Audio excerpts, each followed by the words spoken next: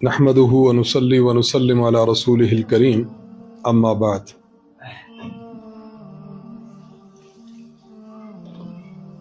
فقال النبي صلى الله عليه وسلم لو كان الدين عند ثريا لتناوله رجل او رجال من فارس حتى يتناوله او كما قال عليه الصلاة والسلام۔ آج کی تقریب سعید امام اعظم ابو حنیفہ سیمینار کے عنوان سے معنون ہے۔ امام ابو حنیفہ رحمہ اللہ تعالی کی ذات گرامی چار ائمہ میں سے امام اعظم کے نام سے جانی جاتی ہے۔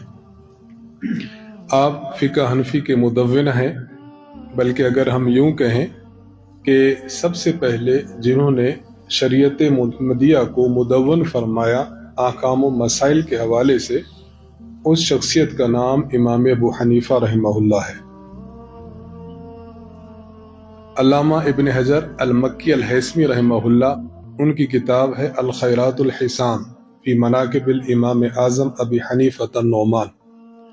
اس کتاب میں انہوں نے امام صاحب کے مناقب اور انفرادی مناقب میں سے ایک منقبت یہ تحریر فرمائی ہے، انہ اول من دون علم الشریعہ۔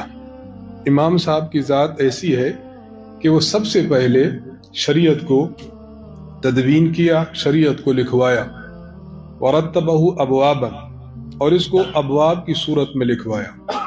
جب بھی فقہ لکھی جاتی ہے تو سب سے پہلے کتاب الطہارت ہے، اس کے بعد کتاب الصلاۃ آتی ہے، پھر زکوٰۃ آتی ہے، صوم آتا ہے، اس ترتیب سے آخر میں کتاب المیراث آتی ہے۔